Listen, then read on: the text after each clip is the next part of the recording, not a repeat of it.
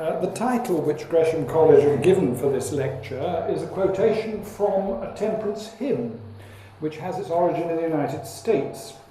It's to be found in various temperance songbooks from the 1840s onwards, and is often attributed to John Benjamin Gough, a celebrated temperance lecturer, who was given to singing in his lectures.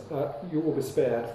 The whole hymn begins, "Touch not the cup, it is death to thy soul." Strictly speaking, it's not a hymn because it's not addressed to any deity. It's an exhortation to moral improvement. However, it does address its appeal in religious terms. Our quotation comes from the conclusion of the second verse, which reads, "The fangs of the serpent are hid in the bowl, deeply the poison will enter thy soul. Soon will it plunge thee beyond thy control. Touch not the cup, touch it not." This invocation of the original tempter in the Garden of Eden was not unusual in the temperance literature of the time. The inspiration for it lies in the Hebrew wisdom literature, which of course draws upon ancient sources. Proverbs 23, verse 31 following, reads, in the authorized version, familiar at the time, "Look not thou upon the wine when it is red, when it giveth his colour in the cup, when it moveth itself aright. At the last it biteth like a serpent, and stingeth like an adder. Thine eyes shall behold strange women, and thine heart shall utter perverse things. Yea, thou shalt be as he that lieth down in the midst of the sea, or as he that lieth on the top of a mast." This text provided the temperance advocate with a hint of sexual immorality as well as drunken helplessness to emphasise the dangers of drink, although the reference to strange women is now reckoned to be a misreading of the Hebrew.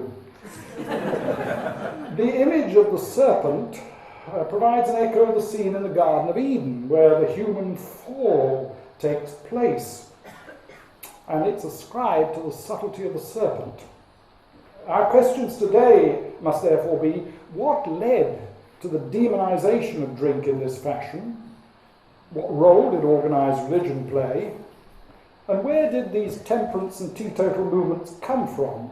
And why was alcohol policy one of the touchstones of 19th century politics in the United States and Britain?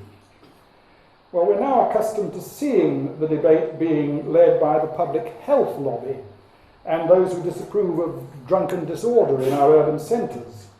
The churches have a very low profile in the matter, as if ashamed of a puritanical past, and the religious opposition to alcohol consumption of any kind is led by the Muslim community. However, the language of temptation is still a part of drinking culture. Modern historians of the temperance movement tend to approach their subject in a sociological fashion.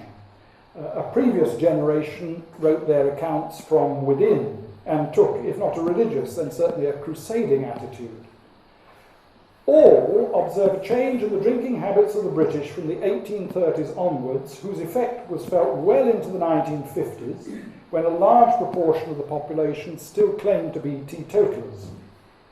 The prosperity of the post-war period, together with the relaxation of licensing laws, has increased the per capita consumption of alcohol in Britain and boosted wine consumption in particular since that time.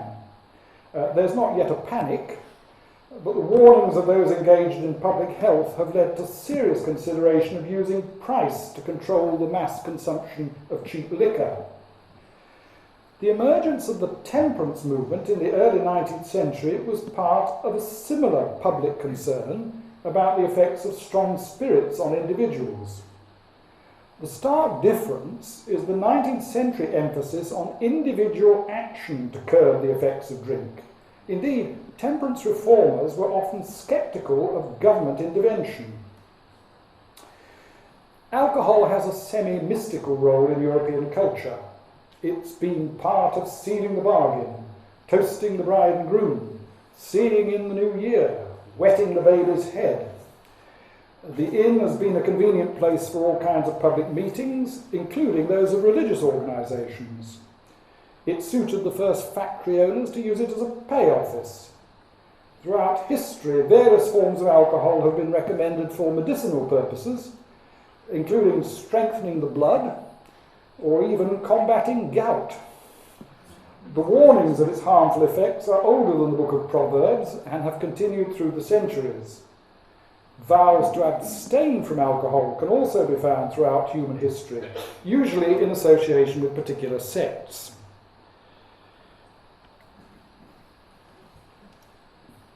Although public concern about excessive gin drinking had emerged in the early 19th century, the remedy was to make beer more readily available by widening the licensing system in the Beer Act of 1830. This was a classic use of a market remedy. Make beer more accessible and people will shift from spirits, or ardent spirits as they were known at the time, and there will be less drunkenness. This was not a propitious time for teetotalism to become popular.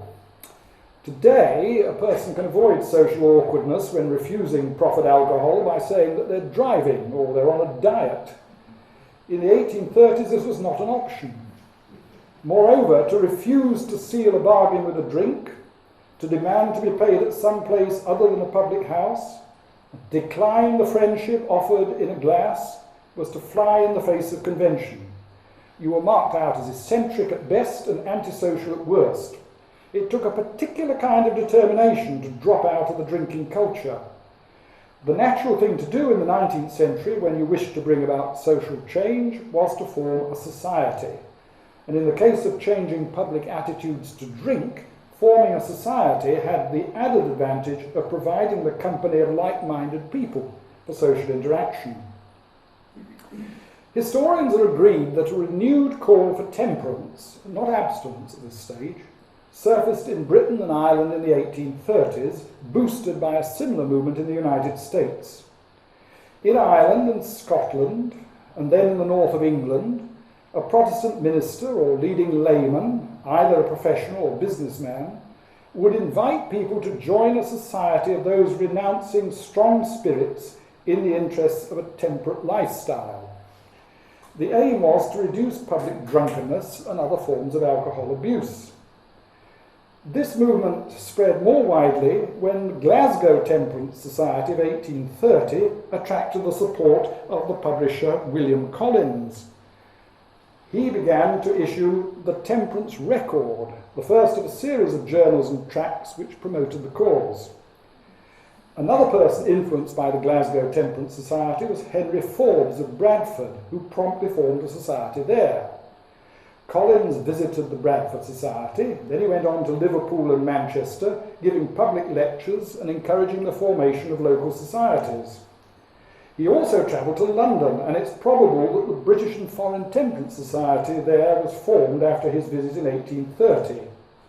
Now, these were all temperance societies, calling for abstention from strong spirits.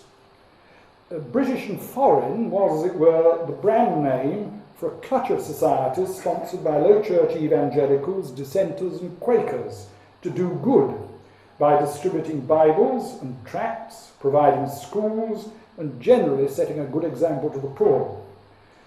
Some of these people deserve the strictures of Charles Dickens, who mocked their moralising because it lacked any empathy with the poor they were supposed to be assisting. Commending an abstemious middle-class lifestyle to people on the breadline does lack credibility.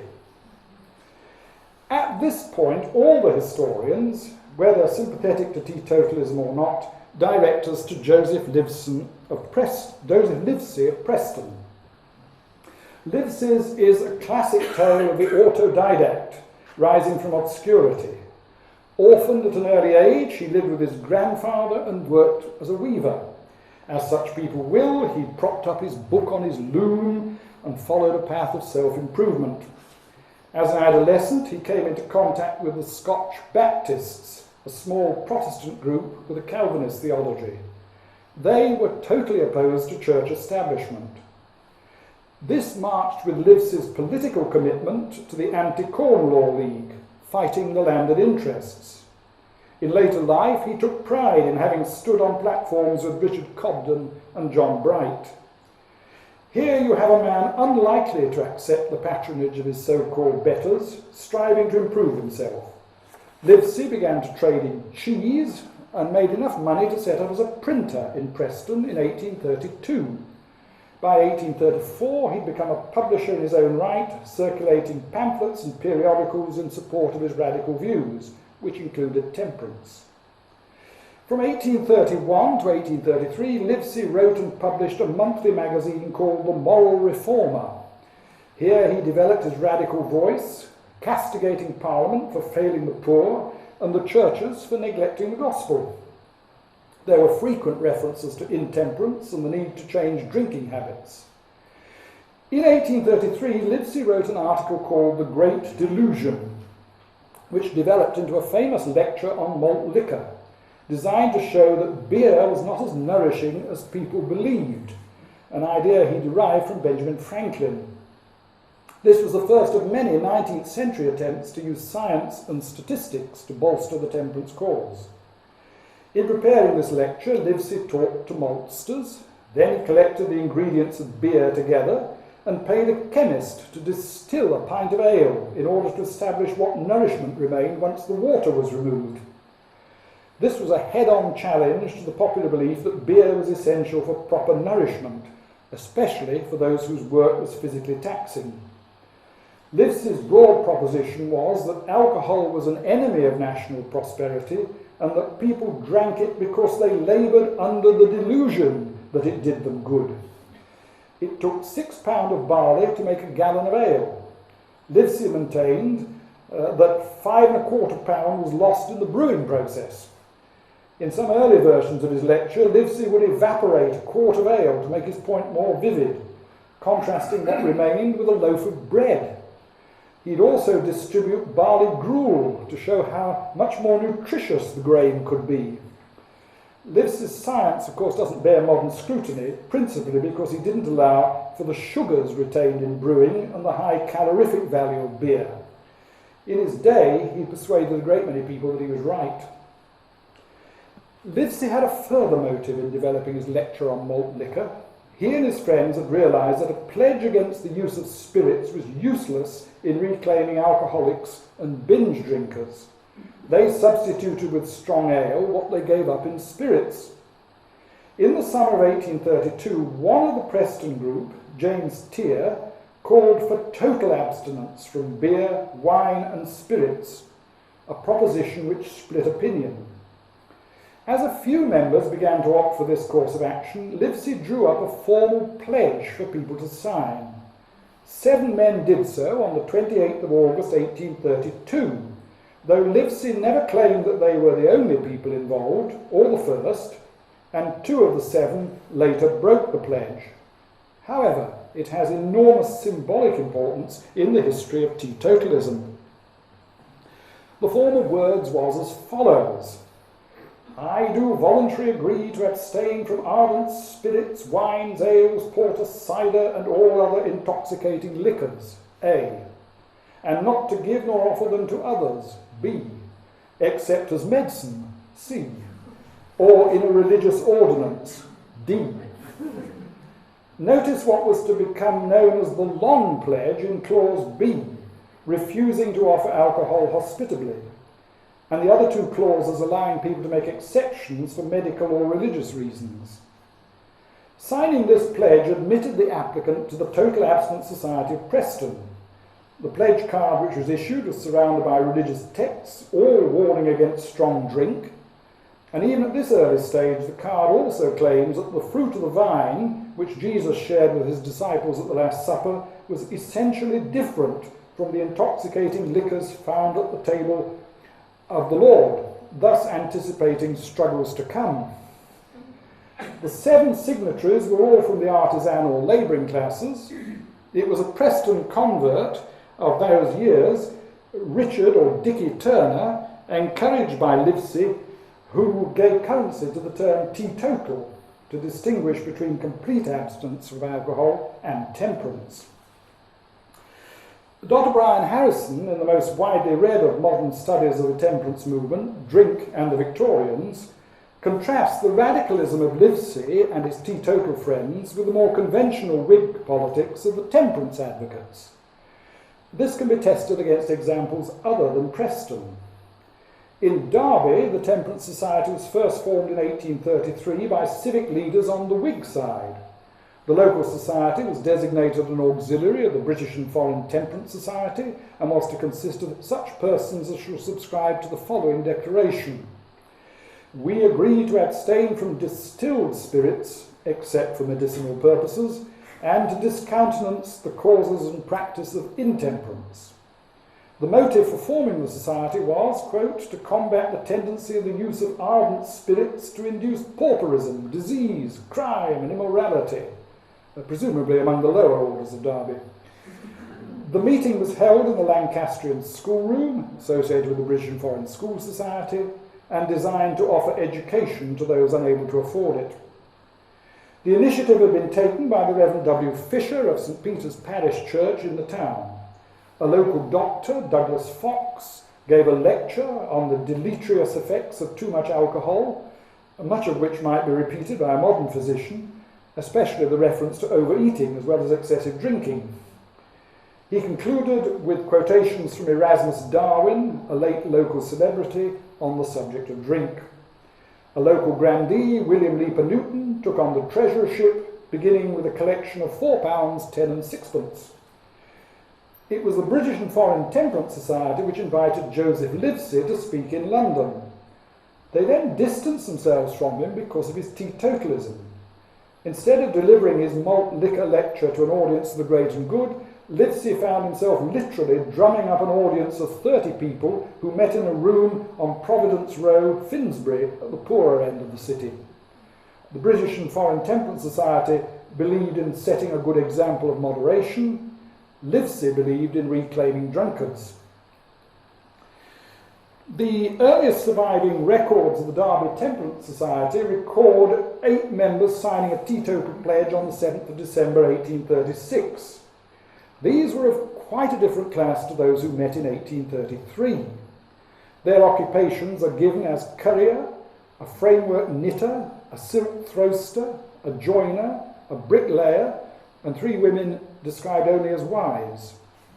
This change into something more like the Preston Teetotal Society is borne out by a newspaper account of a meeting on the 4th of December 1838, marking the 2nd anniversary of the Derby Teetotal Society, which evidently took over the Temperance Society title at a later date. A procession walked from the Temperance Hotel to the Swedenborgian Chapel for a sermon, and then on via the marketplace to the Mechanics' Institute, where 200 people sat down to tea. According to the organisers, many reformed drunkards, with their wives and smiling children, heightened the happiness of the scene.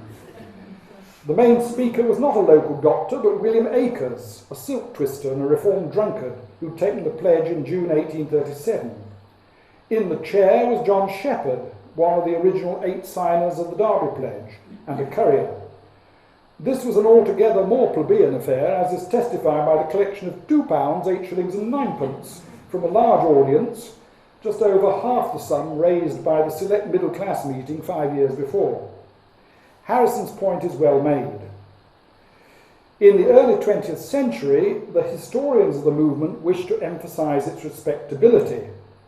This, and the modern view of temperance as a quaint habit in the past, has obscured its radical origins. In its teetotal form, it was part of a lower-class movement whose expression in Chartism and early trades unions is far more familiar to the historian.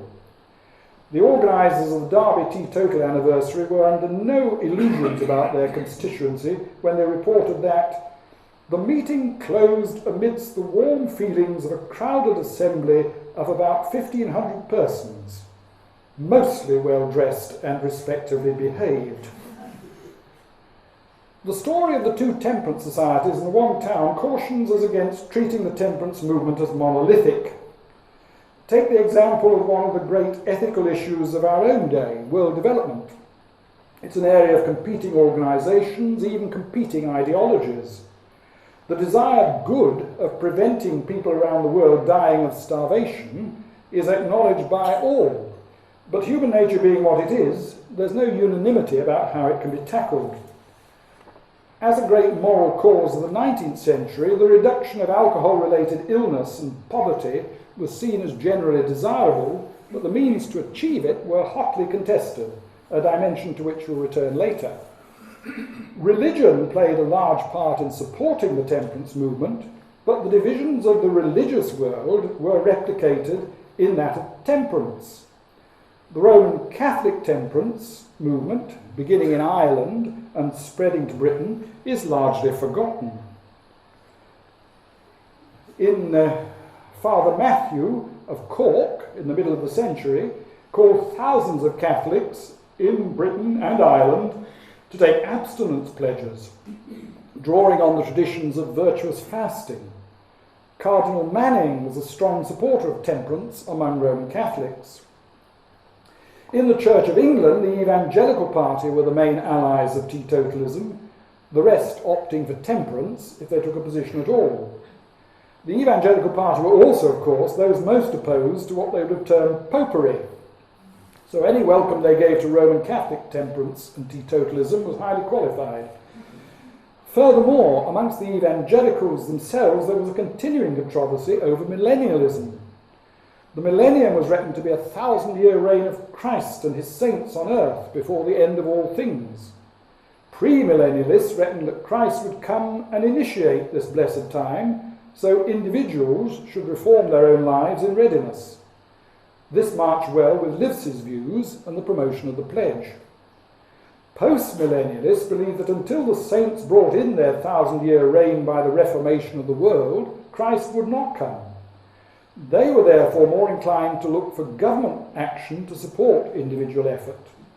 Legislation was what was needed: stop the slave trade, shorten factory hours, restrict public activities on the Sabbath, and prevent prostitution. Drink was no exception, and as a social ill could not be left to individual response alone. And these doctrinal faults ran through the Protestant dissenters, such as Congregationalists and Baptists. But a further religious complication lay within Methodism, which tends to be preeminently associated with teetotalism. The Wesleyan Methodist hierarchy, led by the Secretary of Conference, Jabez Bunting, were horrified when their members began to promote teetotalism. Politically conservative, the Wesleyans were already under attack from a radical wing and had begun to spawn splinter movements such as the Primitive Methodists, starting in Staffordshire, and the Bible Christians in Cornwall. Wesleyan Methodism did not align itself with dissenters, certainly not with the notion of congregationalism in church order, with members' meetings determining policy. Precisely because teetotalism was identified with trade unionism, Chartism, and the Anti-Corn Law League, and had been taken up by breakaway Methodist groups, it needed to be resisted. The Wesleyan Methodist Conference of 1841 resolved to ban unfermented communion wine and not to admit teetotal speakers to its premises. Breakaway groups were also suspect because they took people away from Christian orthodoxy. Beyond the Primitive Methodists or the Scotch Baptists lay the Christadelphians, the Seventh-day Adventists, the Mormons, each claiming to have recovered original Christianity. These groups embraced premillennialism and renounced alcohol as a worldly indulgence, leading people into sin. It is at this end of the theological spectrum that the ideas of the evils of drink are most pronounced, typically in the holiness movement. Religious motivation for temperance was only part of the story. Joseph Livesey held anti-establishment views while remaining within a Christian denomination. In any case, he believed that a temperance campaign needed to build alliances with other progressive movements rather than rely on the churches. Other radical thinkers, followers of Robert Owen, were developing his ideas of socialism and rejecting religion altogether. Religion, like drink, was part of a chain which tethered the working man and prevented his advancement. The Owenite George Holyoake, who coined the term secularism to to describe a non-religious ideology, promoted temperance alongside socialism and cooperation, but was an opponent of teetotalism. So while it's true that the original energy and leadership of the teetotal movement lay among the working classes, with some religious support, it's not a simple picture. On the one hand, we have the rational autodidact looking for self-improvement by disciplining life in new ways, even to the point of teetotalism. And on the other hand, we have the religious enthusiast possessed of a new ideology with its own internal logic, which demands a life uncontaminated by alcohol.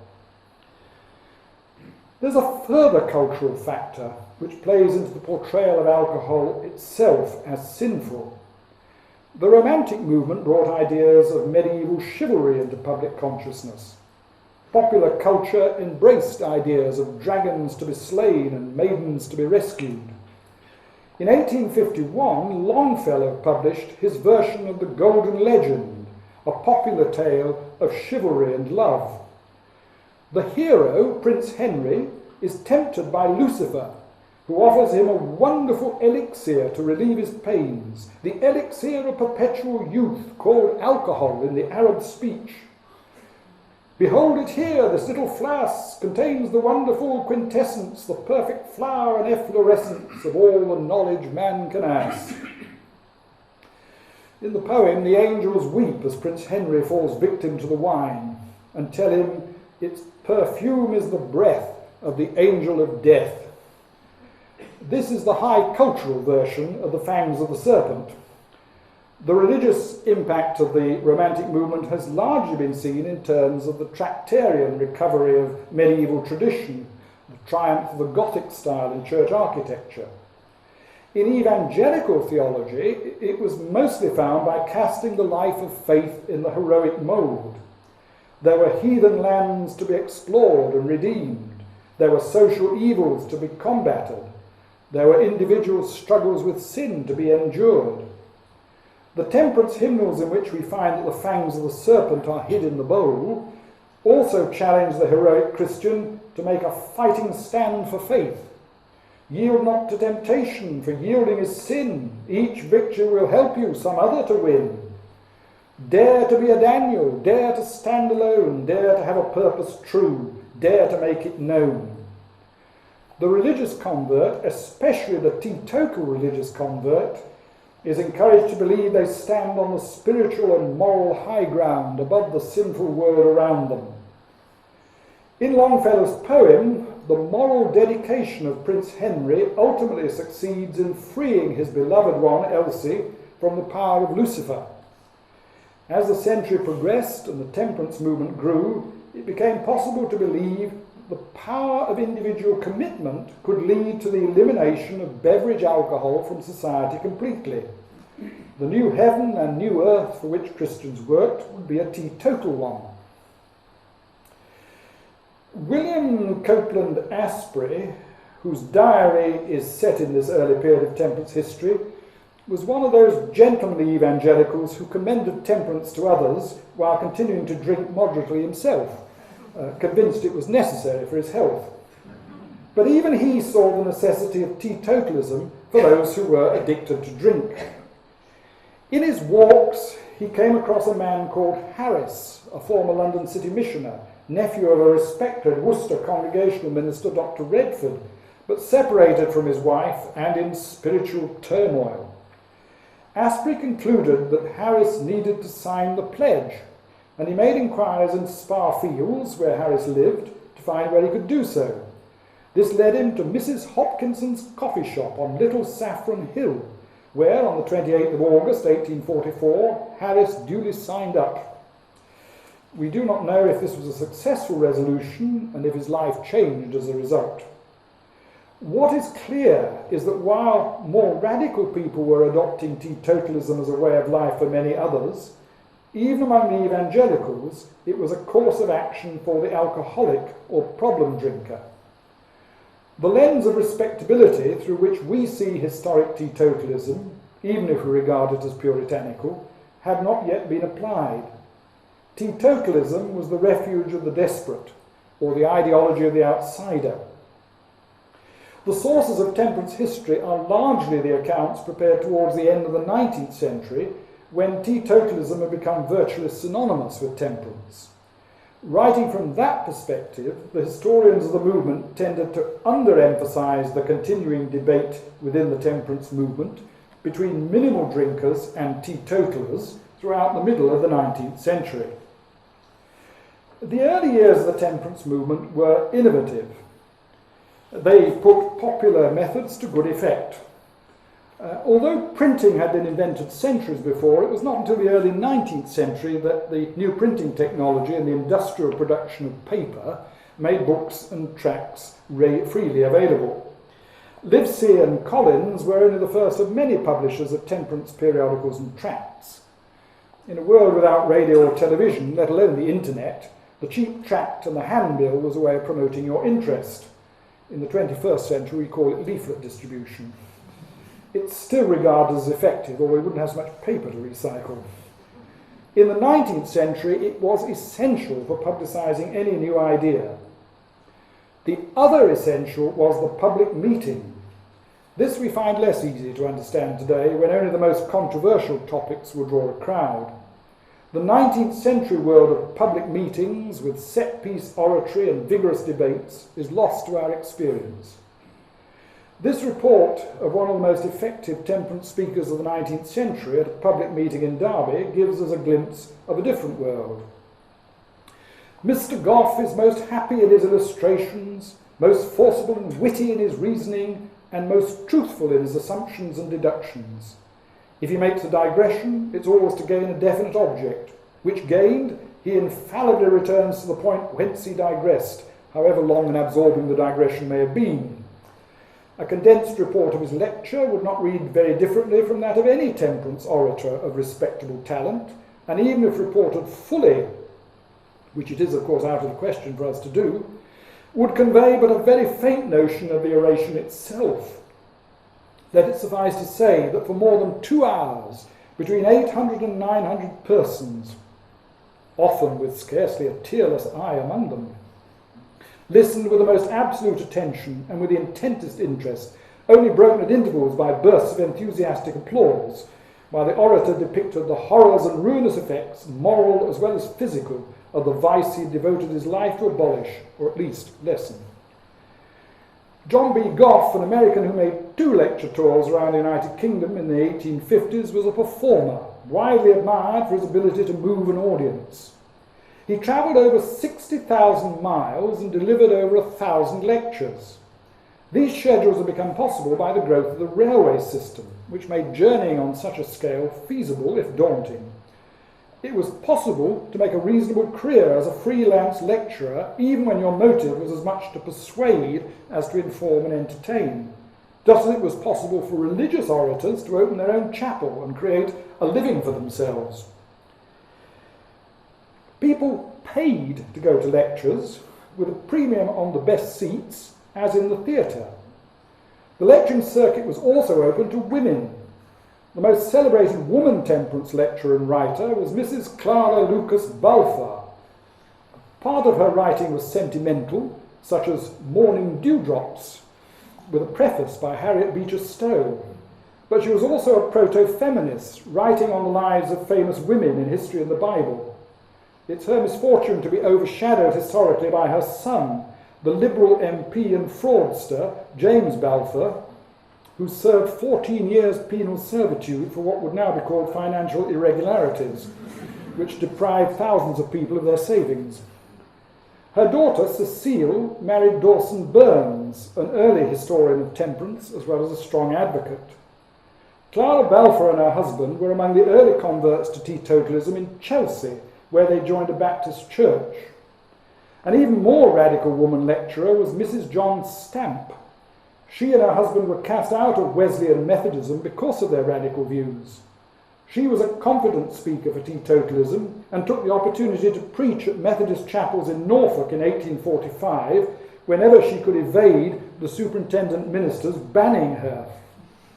In Northwold, near Thetford, the society stewards asked Mrs. Stamp to preach in the schoolroom, having been forbidden to allow her in the chapel, which they then locked against the circuit-appointed preacher. In Fakenham she preached the Sunday school anniversary in the chapel itself, the stewards having seen their way to a very good collection. The venue for a lecture was critical. In Derby, Gough's lecture was held in the newly opened Temperance Hall. There were churches and church halls available in the newly emerging movement, but denominational competition made that a difficult option. Most public meetings up to then were held in halls associated with hotels and taverns, clearly unsuited to temperance purposes. Theatres were even more questionable venues. The earlier Derby meeting of 1838 was held at the Mechanics' Institute, which would have been run by people sympathetic to temperance organisations. But to have one's own hall was not only to reduce one's dependency on others, it was to have a public facility where alcohol would not be served. The Temperance Hall was to become a place not only for direct advocacy of teetotalism, but an alternative venue for concerts and lectures free from the evils of drink and all the moral ambiguity which accompanied it. It's well known that Thomas Cook began his travel business by organising an excursion from Leicester to a temperance meeting at Loughborough in 1841. The same Midland Railway played a part in the history of the Derby Temperance Society, who organised an excursion to Lincoln on August the 29th, 1848, to raise funds for building that temperance hall. This was a sightseeing excursion, mainly to visit the cathedral, though the curious were assured that there were many other places worthy of a visit, including the asylum and the penitent females' home. For 5 and 6, passengers might travel first class. For 4 shillings, one would still be under cover in second class, but the bulk of the excursionists probably travel for 2 and 6 in the open carriages. Assuming the weather was fine and they were still in the party spirit, 2 temperance hotels in Lincoln were commended to them for refreshments. This was a long day, leaving Derby at 8 o'clock and returning from Lincoln at 7 p.m.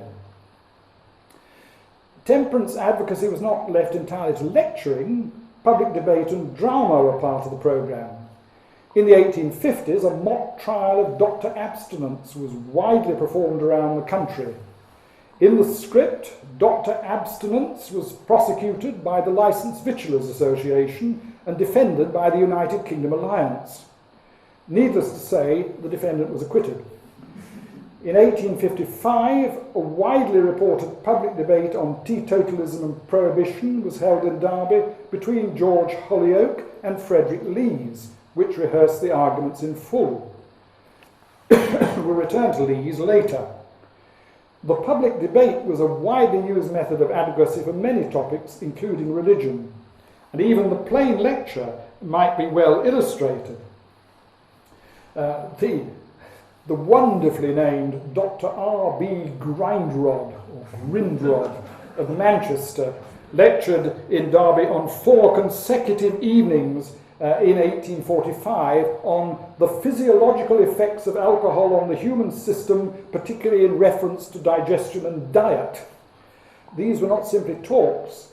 The lectures were illustrated by upwards of 100 large and splendid paintings exhibiting the pernicious effects of alcoholic liquors on various parts of the human system, we're told. By paintings, of course, is meant a large sheet of canvas, such as the scenic backdrop used in theatres. The magic lantern was also used, often with dissolving views, where slides merged with one another. Temperance organisations also took their part in the public festivities of the period, holding picnics and concerts during the summer months, with bands and tableaux and banners flying. On Whit Monday 1860, the Derby Temperance Society marched to the Arboretum, Derby's public park, a gift of the Strutt family, with bands from Nottingham and Ossett as well as Derby. The tableau, designed to illustrate the moral improvement resulting from sobriety, included a printing press, a drinking fountain, and the Good Samaritan. The local paper, which was unsympathetic to temperance, felt the Good Samaritan might be mistaken for a relentless Turk. The weather was cold and severely rough, which perhaps took the edge off the balloon ascents which were on offer. But temperance societies had to show they could enjoy themselves as much as other people, whatever the weather. A flyer survives giving a programme of lectures in the Temperance Hall, Derby, for the spring of 1855 in conjunction with the Working Men's Institute, supported by the Society of Arts from London. The Reverend Thomas Hinks of Sheffield lectured on microscopic life in the ocean, elaborately illustrated by specimens and drawings.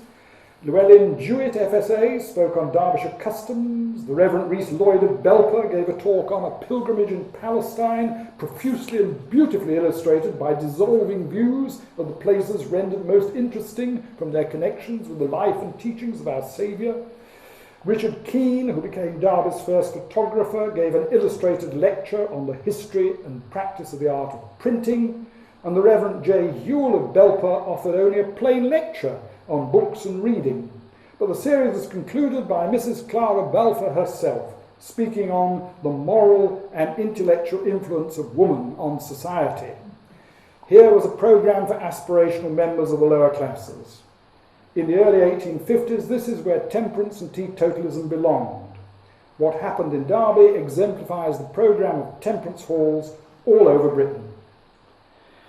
The variety of temperance organisations is bewildering to modern eyes. Setting aside the hundreds of local and regional societies, a trawl through the 19th century gives us the following: the Band of Hope, the Baptist Total Abstinence Society, the Blue Ribbon Army, the British and Foreign Temperance Society, the British League of Juvenile Abstainers, the British Medical Temperance Association, the British Temperance League, the British Women's Temperance Association, the Catholic Total Abstinence League, the Central Temperance Association, the Church of England Temperance Society, the Church of Ireland Temperance Society, the Congregational Temperance Society, the Garibaldian Lifeboat Cruise, the Independent Order of Good Templars, the Independent Order of Rechabites, the Sons of Temperance Friendly Society, the United Kingdom Alliance, and many more than I have time to tell you. And to these may be added the temperance building societies, with temperance hotels and coffee houses designed to provide an alternative to licensed premises. Not all these organisations had quite the same objectives, particularly when it came to political lobbying. Human nature being what it is, there were differences of opinion, strongly expressed by powerful ideologues, and personal dislike which led to public quarrels. One of Joseph Livesey's early converts had been Dr Frederick Lees of Leeds. Lees shared Livesey's anti-Corn Law sentiments and became a Chartist. Although he'd studied law, he never practiced it because he had independent means. Instead, he spoke and wrote in favour of teetotalism. He argued a thorough case for the prosecution and at great length. Lees was an early exponent of the biblical hermeneutic, which shows that the texts against wine specify the alcoholic variety and the texts in favour are describing a non-potent vintage. He was the antithesis of John Benjamin Gough, prolix, analytical, and in favour of legal measures to curb the trade in alcohol. Lees believed that the law introduced into the state of Maine in the United States, imposing prohibition, showed the way the British temperance movement should pursue. Returning from America full of enthusiasm for the new law, Lees encouraged the Quaker Nathaniel Card to form a new organisation in Manchester in 1852 called the United Kingdom Alliance. Its object was stated as to call forth and direct and enlighten public opinion to procure the total and immediate legislative suppression of the traffic in all intoxicating liquors as beverages. This was a controversial departure from the policies so far pursued by temperance societies. The alliance was formed by ardent teetotalers such as Lees, but opened its membership to all persons approving of its object, imposing no requirement to sign the pledge. Additionally, it turned its back on the approach of proposing licensing law revision, which other societies adopted, and made a bold pitch for total suppression of the trade. In doing so, it shifted the devil out of the bottle and into the alcohol industry. This radical departure did not go uncriticised. The Maine law was controversial amongst American temperance societies, so the lines of argument were already anticipated there. Amongst the critics was Gough, who along with others expressed reservations based on what were to become well-rehearsed arguments about underground drinking and crime. In 1856, Gough commenced his second tour of England at the invitation of the National Temperance League. Lees now turned against Gough, armed with suggestions from Gough's opponents in America that he was a secret drinker. In early 1858, in a letter to a friend, he wrote that Gough had been seen hopelessly intoxicated. Lees was playing the old trick of going for the man if you're not sure of winning the argument on its own merits. The letter naturally came to Gough's attention, and he sued Lees for libel. Lees could produce no evidence. Gough declared he only wished to clear his name, and in an out-of-court settlement was awarded costs with 5 guineas damages.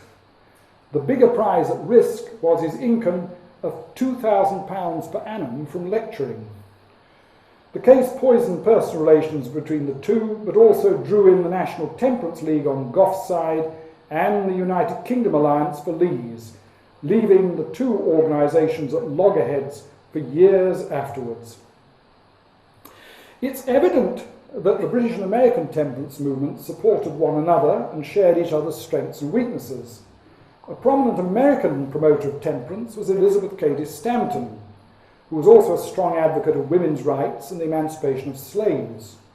She was so principled that she opposed the amendments of the American Constitution after the Civil War on the grounds that they offered equal civil rights to men but excluded both black and white women.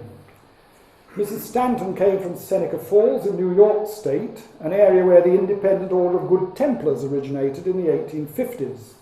The order adopted rituals and regalia and spread rapidly through the northeast of the United States and into Canada.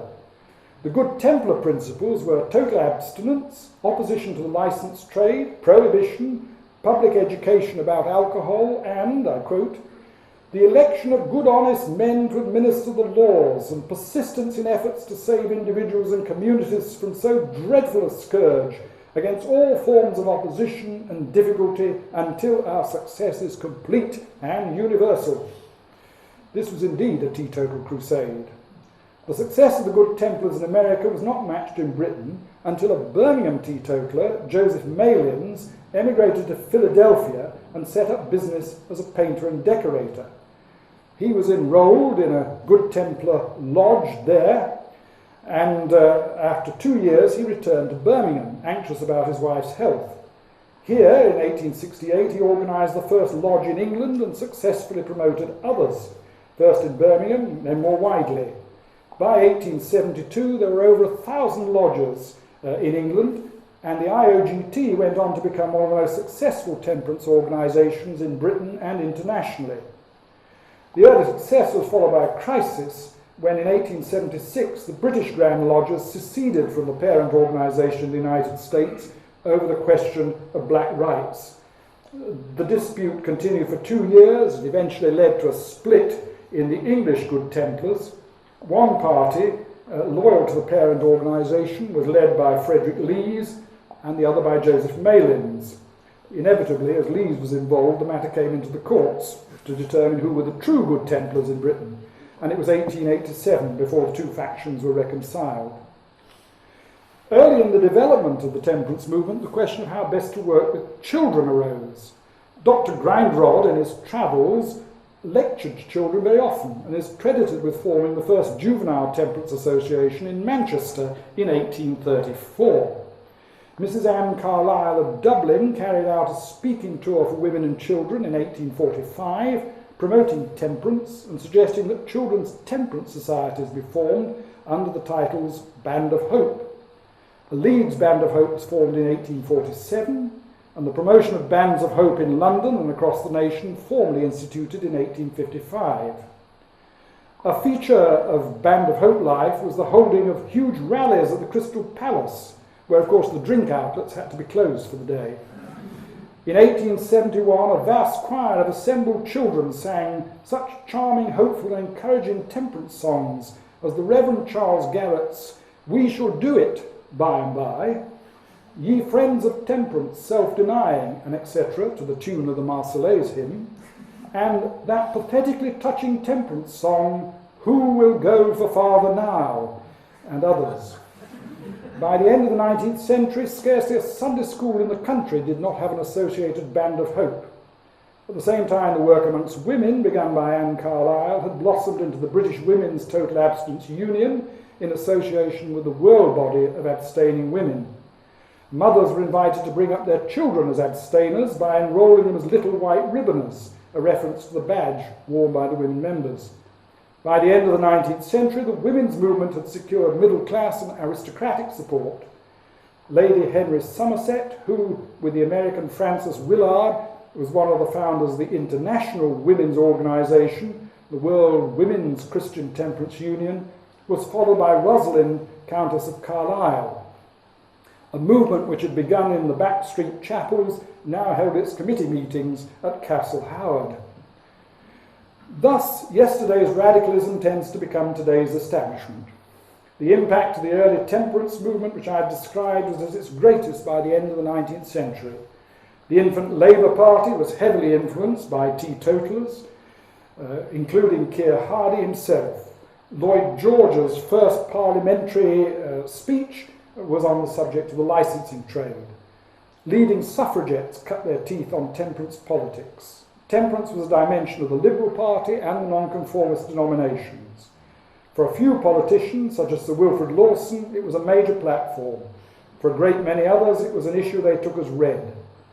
Although the glass might still conceal the serpent, as time passed, the temperance movement realised that it was in a political conflict with vested interests.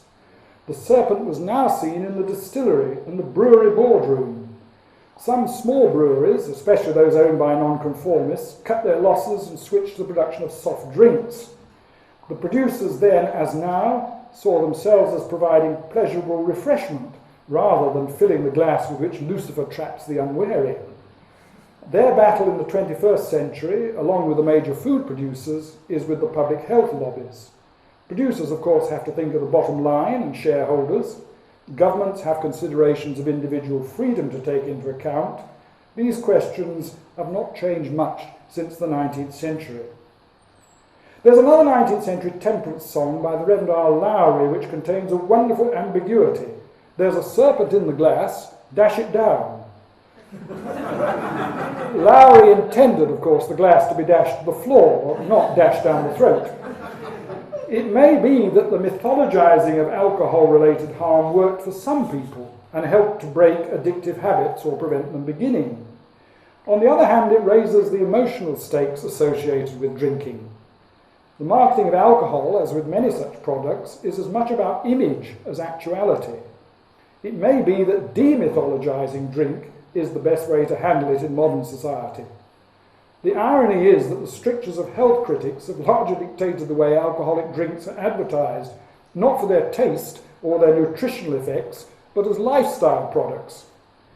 If there are lessons to be learned from history, we perhaps need to look to Joseph Livesey rather more than to John Benjamin Gough and the serpent in the glass.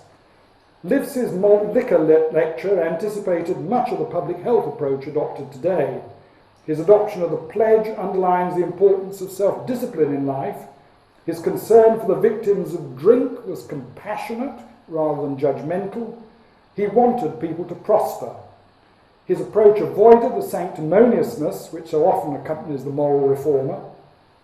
The serpent was, after all, as capable of hiding itself in the temperance movement as in the glass.